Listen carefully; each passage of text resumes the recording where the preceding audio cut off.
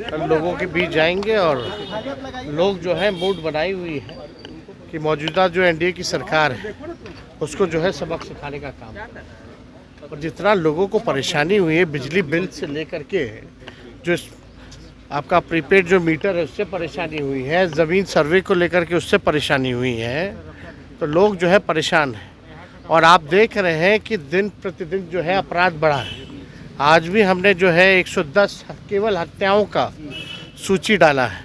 किस प्रकार से जो है अपराधियों का दिवाली बन रहा है और कानून व्यवस्था विधि व्यवस्था का दिवाला बन रहा है। पूरी तरीके से ये लोग जो हैं सरकार के लोग हार चुके हैं, थक चुके हैं। अपराधी जो है बेलगाम हो चुके हैं, कोई कंट्रोल में नहीं है और लगातार घटनाएं जो है बढ़ती ही जा रही हैं। और हम सब लोग जो है जनता के बीच जाकर के महागठबंधन के पक्ष में हम लोग वोट मांगेंगे और पूरा भरोसा है कि चारों जगह जहां उपचुनाव हो रहा है चारों जगह जो है हम लोग जीत सुनिश्चित करें। आजकल ये वोट चल रहा है, काफी एक बवाल हो रखा है इन दिनों। एक चल रहा है कि बटोगे तो कटोगे, इन सब नारों से आपको लगता है कि अब समाज के ताने बाने को बिखेरने की कोशिश की जा रही है? ये तो सुनने में नफरत भरा लगता है। पूरी तरीके से ये सब नफरत फैलाने की बात होती है। इनके मुंह से कभी पढ़ाई की बात नहीं हो सकती, कभी चिकित्सा की स्वास्थ्य की बात नहीं हो सकती, नौकरी बेरोजगारी की बात नहीं हो सकती, महंगाई गरीबी की बात नहीं हो सकती। इनके मुंह में इतना जहर है, केवल जहरी उगलना इन लोगों का काम है।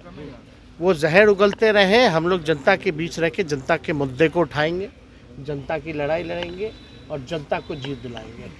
ये सब केवल अब लोग ड्रामा नौटंकी इन लोगों का समझ चुके हैं कि पूरी तरीके से बांटने का काम कौन कर रहा है, तोड़ने का काम कौन कर रहा है, नफरत और जहर फैलाने का काम कौन लोग करते हैं, कौन लोग हैं जो सत्ता में बैठ करके केवल जो है विकास का काम नहीं विनाश का काम करते हैं।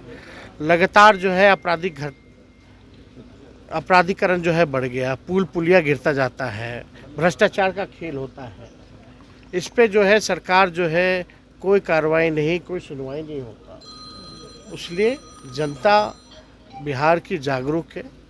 ऐसे नारों पर लोग विश्वास नहीं करते। बिहार अमन चैन शांति का प्रदेश है, बुद्ध की धरती रही है, तो यहाँ ये सब चलने वाला नहीं है। जेडीयू कह रही है कि नौकरी उन्होंने दिया, आप पहले से ही वो तय हो चुका था। आप सब लोग तो नए नए आप लोग पोर्टल में आए थे जब 20 में नया नया माइक पकड़े थे यार। तुम लोग अपने करियर के शुरुआती दौर में आप लोग जानते होंगे कौन कहता था कहाँ से लाएगा पैसा। आप लोग जानते नहीं हैं, सब जानते हैं। ज़रा उनसे पूछो, जब तेजस्वी 10 लाख कहते थे तो क्यों नहीं मिला? उस समय आप कहते थे कहाँ से, बाप के पास से पैसा लाएगा, कहाँ से पैसा लाएगा, असंभव है बोलते थे मुख्यमंत्री। रिकॉर्डिंग आप लोगों के पास होगा, सब चीज़ें हैं।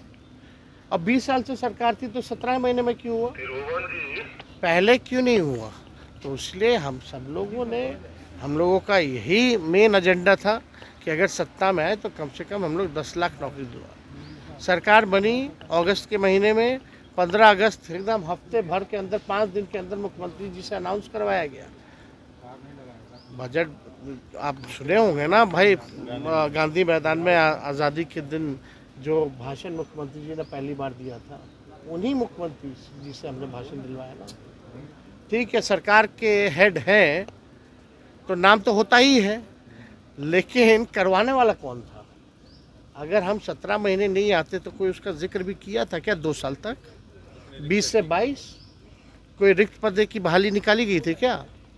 हमारे आने के बाद ही सारे डिपार्टमेंट के रिक्त पदों पर बहाली, हर एक डिपार्टमेंट उठा के देख लो, निकाला गया कि नहीं निकाला गया। ये मोनियुल हक का जो हम शुरुआत किए थे, पूरा सब कुछ बनवाए हम लोग, बहुत सारा चीज़ है, काम हुआ कि नहीं हुआ? कौन कहता था, किसके एजेंडा में था कि खेलोगे तो भी नौकरी पाओगे, मेडल लाओ नौकरी पाओ जैसी योजनाओं के तहत 71-72 खिलाड़ियों को हम लोगों ने नौकरी दी है। तो ये सब कौन कर रहा था भाई? किसके पास था डिपार्टमेंट? शिक्षा विभाग किसके पास था?